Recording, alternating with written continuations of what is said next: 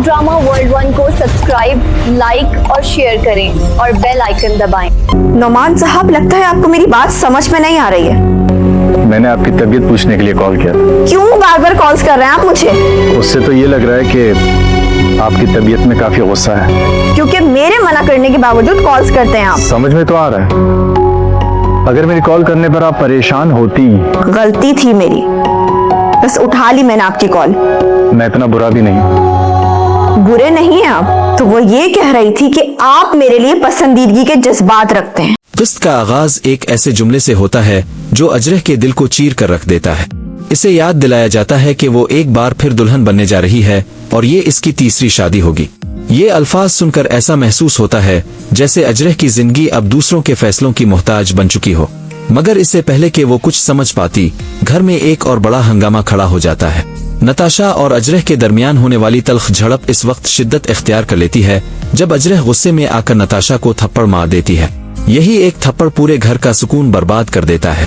نتاشا کی پھوپھی غصے سے آگ بگولا ہو جاتی ہے اور اعلان کر دیتی ہے کہ وہ اپنی بھتیجی کی بے عزتی ہرگز برداشت نہیں کرے گی، لیکن وحید سب کے برعکس اجرح کا موقف سننے کی بات کرتا ہے۔ اس کا ماننا ہوتا ہے کہ اجرح کبھی بلاوجہ ایسا قدم نہیں اٹھا سکتی، ضرور نتاشا نے پہلے اسے تکلیف پہنچائی ہوگی، مگر سچ سننے کے بجائے سب لوگ صرف اجرح کو ہی قصوروار ٹھہرانے لگتے ہیں۔ اسی لمحے نتاشا کی پھوپھی اپنے اصل مقصد کی طرف بڑھتی ہے۔ وہ وحید کو قائل کرنے کی کوشش کرتی ہے کہ اجرح کا رشتہ فوراً طے کر دینا چاہیے کیونکہ ایسا رشتہ بار بار نہیں آتا۔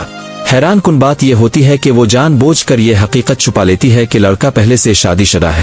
وحید اگرچہ کہتا ہے کہ شادی کا فیصلہ صرف خاندان نہیں بلکہ اجرح کی مرضی سے ہونا چاہیے، لیکن مسلسل دباؤ کے بعد وہ لڑکے والوں کو بلانے پر رضامند ہو جاتا ہے۔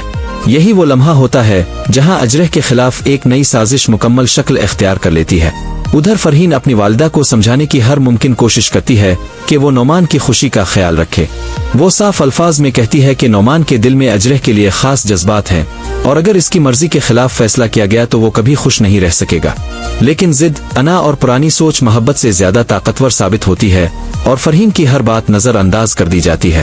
دوسری طرف نتاشا اپنی کامیابی پر خوش ہوتی ہے۔ وہ اجرح کے سامنے کھڑے ہو کر طنزیہ انداز میں کہتی ہے کہ اب اس کے اس گھر میں رہنے کے دن ختم ہو چکے ہیں۔ وہ اسے بتاتی ہے کہ اگلے ہی دن لڑکے والے اسے دیکھنے آ رہے ہیں، اس لیے اچھی طرح تیار ہو جانا اور اپنے ہاتھ کی چائے ضرور بنانا کیونکہ یہی تمہاری رخصتی کی شروعات ہوگی۔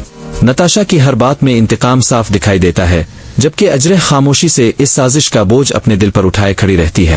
ادھر فرحین اپنے بھائی نعمان کو ہمت دیتی ہے کہ وہ ایک بار پھر اجرح سے بات کرے۔ کافی ہچکچاہٹ کے بعد نعمان فون کرتا ہے مگر اجرح سخت ناراضی کے ساتھ اس کی کال وصول کرتی ہے۔ وہ بار بار فون کرنے پر اسے خوب سناتی ہے جبکہ نعمان صرف اس کی خیریت جاننے کی کوشش کرتا ہے۔ گفتگو کے دوران جب اجرح کو معلوم ہوتا ہے کہ فرحین نے نعمان کے جذبات کا ذکر کیا تھا تو وہ مزید غصے میں آ جاتی ہے۔ اگرچہ وہ فون بند کر دیتی ہے لیکن نعمان کی سچی فکر اس کے دل میں ایک ہلکی سی بے چینی ضرور چھوڑ جاتی ہے۔ قسط کے آخری مناظر میں اجرح مکمل طور پر پریشان دکھائی دیتی ہے۔ اسے محسوس ہونے لگتا ہے کہ اس کے خلاف ہر طرف سے جال بچھایا جا چکا ہے۔